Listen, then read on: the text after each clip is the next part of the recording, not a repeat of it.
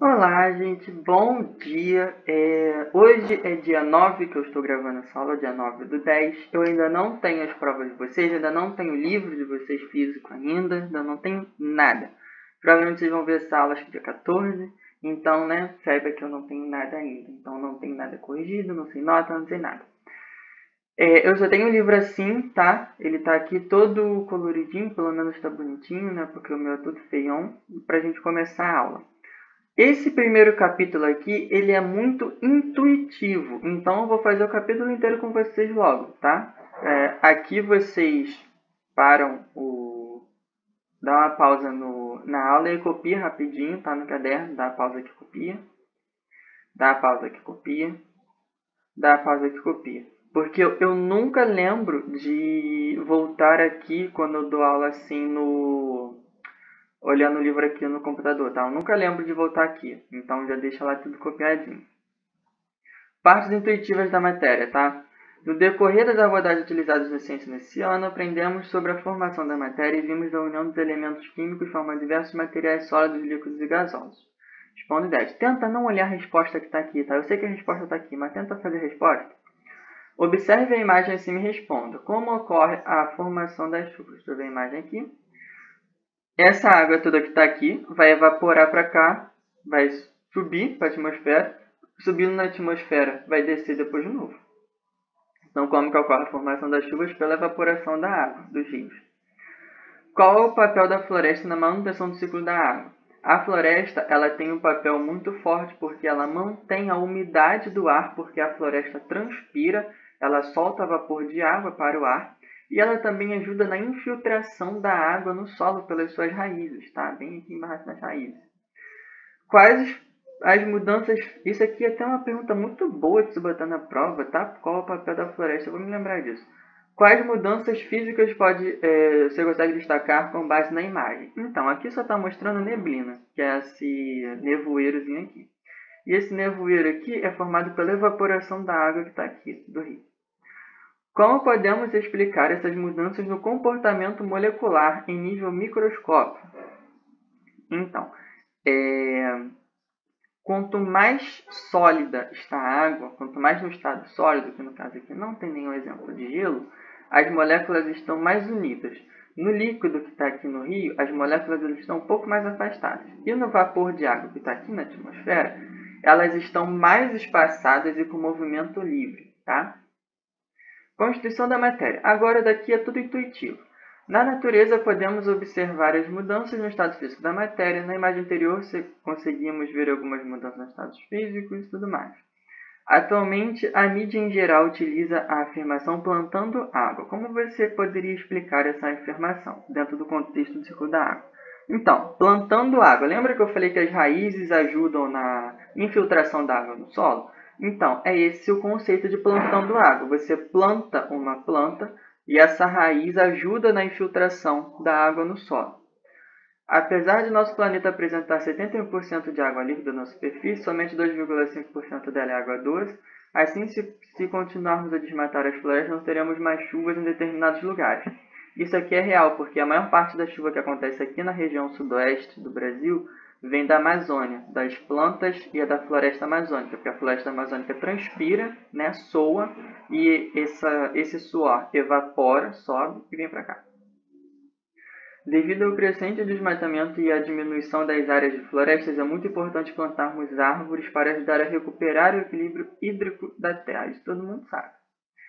Estudamos no início do ano a definição de matéria, sua constituição, lembra? A estrutura do átomo, nêutrons e prótons no núcleo, e elétrons ao redor, numa eletrosfera. 2. A água é formada por dois elementos químicos. Você lembra quais são eles? Ah, você lembra sim, que é o H2O. Está em tudo quanto é lugar. Dois átomos de hidrogênio, e um átomo de oxigênio. 3. A água está presente na natureza de várias formas. Descreva-se de exemplo. Isso aí você vai botar aqui. A água está no estado líquido nos rios, lagos e oceanos. Está no estado sólido nas geleiras. E está no estado gasoso, no vapor da água, no vapor da atmosfera. A água pode apresentar-se em diferentes estados. Quando observamos o ciclo da água, notamos que as condições ambientais, por exemplo, a temperatura, que definem esse estado. Outros tipos de matéria existem na natureza e no nosso dia a dia podem sofrer mudanças no seu estado físico quando submetidos a variações de temperatura e pressão. Por exemplo, os metais. Metal, tipo ouro, ferro, você já deve ter visto ouro líquido para fazer alguma coisa, ouro sólido para a confecção de joias, por aí vai. Você conhece outro material além da água que se apresenta em diferentes estados físicos? Eu acabei de dar a resposta. Pode escrever aqui ouro, pode escrever ferro. Você já deve ter visto ferro líquido para fazer alguma coisa, ouro líquido para fazer alguma coisa, e por aí vai.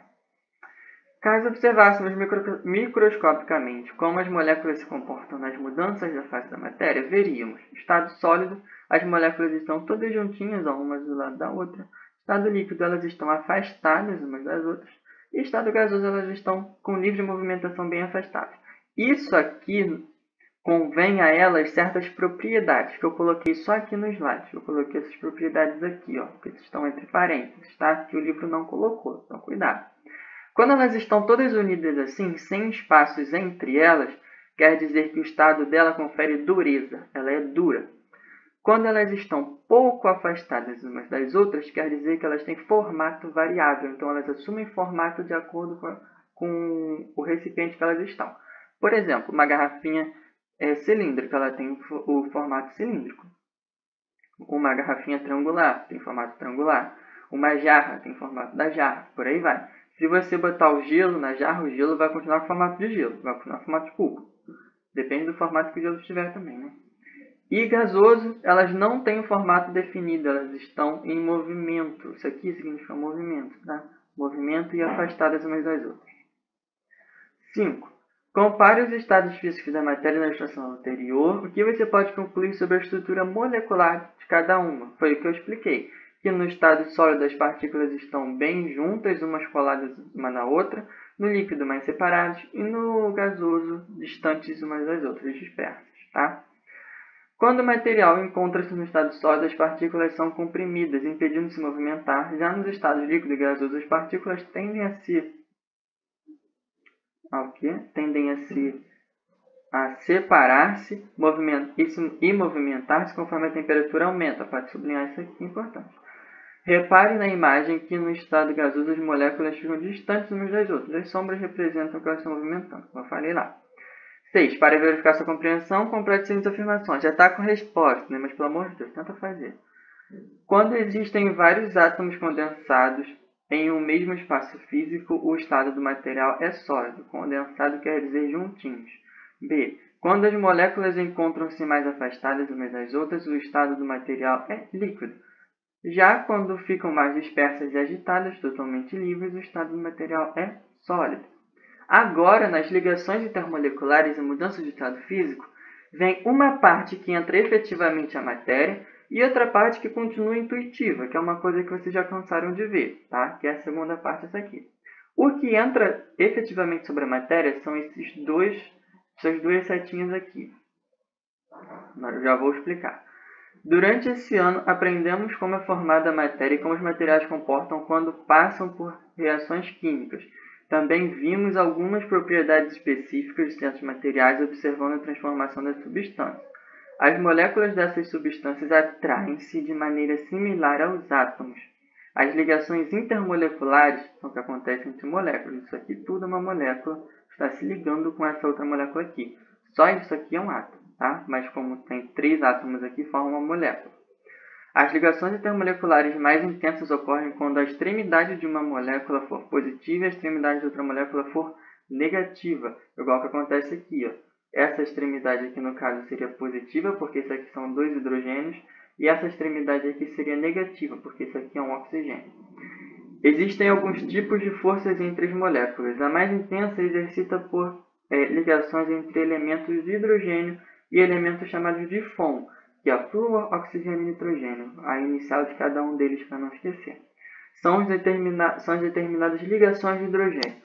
Quando ocorrem ligações de hidrogênio, são as ligações mais fortes. Se elas são mais fortes, quer dizer que elas estão mais ligadas entre si e mais difíceis de se quebrar.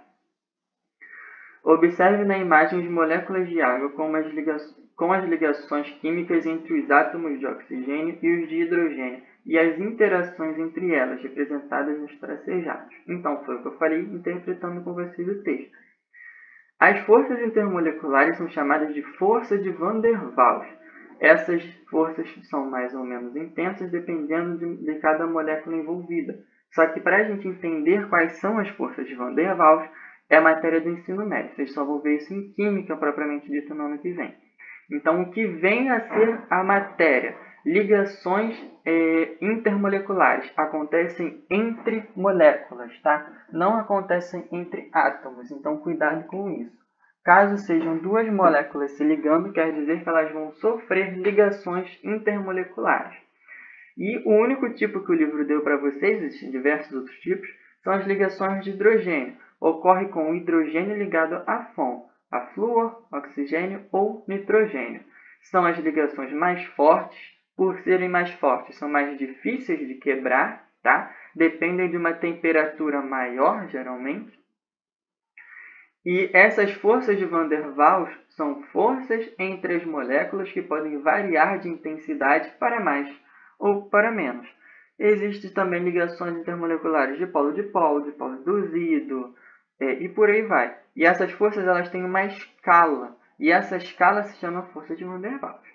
Tá? Mas isso é uma coisa que vocês vão aprender só no que vem, caso vocês passem de mim. Brincadeirinha, vamos passar assim. Há muitos materiais no nosso dia a dia que, a princípio, eram matérias-primas completamente diferentes. Esses materiais passaram por transformações até chegar no produto final que encontramos.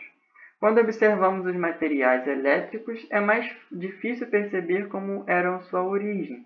Número 1. Vamos pensar em uma lâmpada. Por exemplo, quais são os materiais usados em sua fabricação?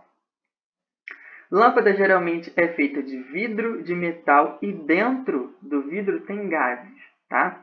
Agora, as lâmpadas de LED, que vocês já devem ter visto em algum lugar, elas são feitas de plástico e metais. Elas não têm gases no seu interior, tem geralmente plasma. Já vamos entender o que é isso mais para frente, tá? Nas lâmpadas comuns, como a da imagem, vemos o vidro, alumínio e alguns fios metálicos. Qual seria a matéria-prima de cada um desses componentes? Eles com certeza foram submetidos a alguns processos para transformarem a lâmpada final. Concordam? A história de descoberta do vidro, por sinal, é muito interessante e vale a pena ser pesquisada. Caso você queira pesquisar, fique à vontade. Caso você não queira, fique à vontade também. Segue seu coração. 2. Agora pesquisa a matéria-prima que tem sido submetida a mudanças de temperatura e pressão, formando o material utilizado no nosso dia a dia. Escreva como ocorre esse processo. Aqui você pode pensar qualquer metal. Vamos supor que você esteja usando uma correntinha no seu pescoço, ou uma pulseirinha, ou uma tornozeleira, ou um anel, enfim, qualquer coisa desse. A bijuteria que você pode usar. Vamos supor que essa bijuteria seja feita, sei lá, não seja bijuteria, seja de um metal nobre mesmo, seja prata, seja de ouro. Vai se pegar o ouro na natureza, fundir o ouro, ou seja, passar do estado sólido para o estado líquido. Depois, no estado líquido, ele vai ser passado de novo para o formato, por exemplo, de um anel, numa forma, que essa forma vai ser vai ser resfriada. E o resfriamento dessa força vai passar do estado líquido para o estado sólido e vai formar o seu anelzinho de prata, tá bom? É assim que funciona. Faça a respostinha bonitinha. As mudanças do estado físico da matéria dependem de uma modificação de temperatura ou pressão. O material maciço, por exemplo, pode transformar-se em um fio de metal.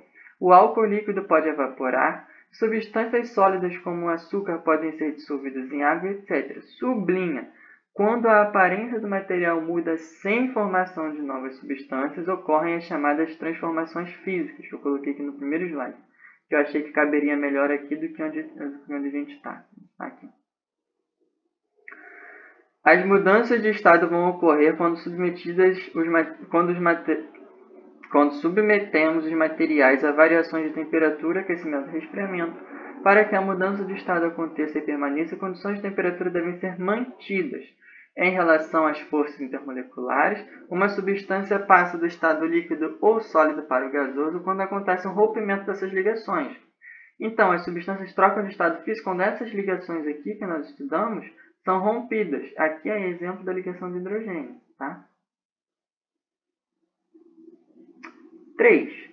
Se compararmos as moléculas da água unidas por forças intermoleculares com as moléculas que não estejam compostas por ligações de hidrogênio nem oxigênio, poderíamos afirmar que o ponto de ebulição dessa substância seria mais alto do que o ponto de ebulição da água.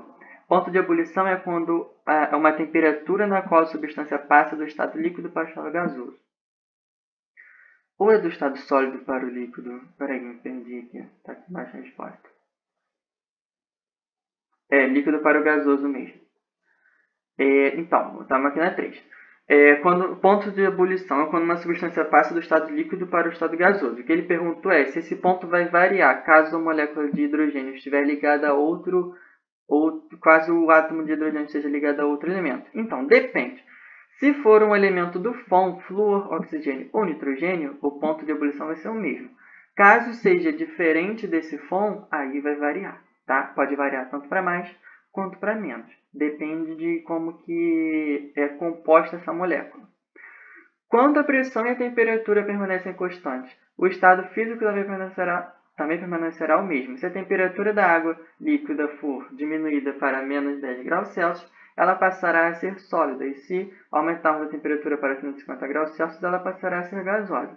Já o plasma, considerado o quarto estado da matéria, é comum nas estrelas, onde a temperatura é tão alta que separa os núcleos dos átomos de seus elétrons. Não é comum encontrarmos o estado plasma na superfície terrestre, a menos que seja provocado por condições específicas. No esquema a seguir, são apresentados os 4 estados físicos da matéria e as condições em que as mudanças no estado ocorram. Aqui ele deu o outro estado físico, isso aqui que pode ser novo para vocês, tá? Escrito de plasma. Isso aqui vocês já estão careca de saber, tá? A passagem do sólido para o líquido se chama fusão, líquido para o gasoso vaporização, e esse aqui é o novo, de gasoso para o plasma, ele se chama ionização. De novo, o novo, plasma para o gasoso, ele se chama deionização, gasoso para o líquido, condensação, líquido para o sólido, solidificação. Isso todo mundo sabe. 4. Observe a imagem acima e escreva o que acontece com a matéria. Na fusão, acontece o estado sólido para o estado líquido e os átomos estão se separando. Na solidificação, acontece do líquido para o sólido e os átomos estão se juntando. Na vaporização, acontece do líquido para o gasoso e os átomos estão todos dispersos, tá? Agora começa a matéria super intuitiva. A única coisa nova que vai ter é isso aqui sobre a evaporação, que eu coloquei até aqui. Tipos de evaporação, tá? 1, 2 e 3. Existem alguns tipos de vaporização, a evaporação, a ebulição e a calefação. A evaporação é o tipo de vaporização mais lenta que acontece espontaneamente na temperatura do ambiente. Por exemplo, as roupas que secam no varal. É intuitivo, não tem muito o que explicar. No caso da ebulição, é preciso aplicar um calor a um líquido, processo bem mais rápido, como a água fervendo no fogão. Também intuitivo, não tem o que explicar. Já a calefação é a passagem instantânea do estado líquido para o gasoso, fenômeno que pode ser observado, por exemplo, quando gotículas de água caem sobre a chapa quente. Quando você vai fritar hambúrguer, geralmente acontece o shh. Esse shh é a calefação. No processo de ebulição, o líquido precisa chegar a uma temperatura determinada e constante. A temperatura de ebulição, T, sublinho que isso é importante, a qual varia de acordo com o líquido e com a altitude. Por exemplo, a temperatura de ebulição da água em condições normais, de temperatura e pressão, ao nível do mar, é de 100 graus Celsius. Quanto maior a altitude, mais rarefeito é o ar e menor é a barreira, a menor pressão atmosférica para a mudança desse estado. Assim que não precisa fazer, tá? Pode pular. Essas atividades desse caderninho geralmente não gosto de fazer, porque pode ser que confunda a cabeça de vocês. Mas caso queira fazer, é só ler, a resposta está aqui. No caso da fusão, quando a água passa do estado sólido para o líquido, também há uma temperatura específica que faz o fenômeno ocorrer. Nesse caso, é chamada de temperatura de fusão. Sublinho isso aqui também que é importante. No caso, a água tem uma temperatura de fusão. A temperatura de fusão da água é 0 graus Celsius, que passa do estado líquido para o estado gasoso. Você já observou alguma vez